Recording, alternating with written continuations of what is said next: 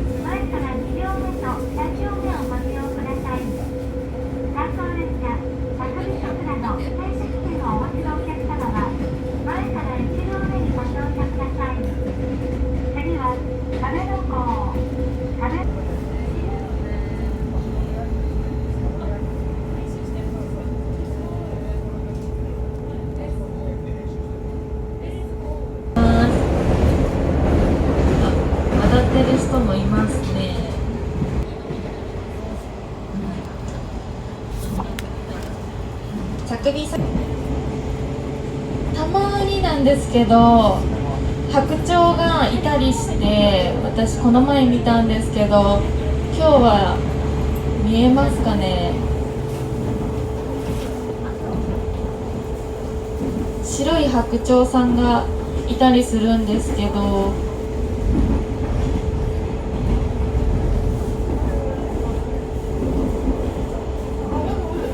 あ、白鳥いましたね、あそこに川辺の辺に1匹1羽か1羽白鳥さんがいました。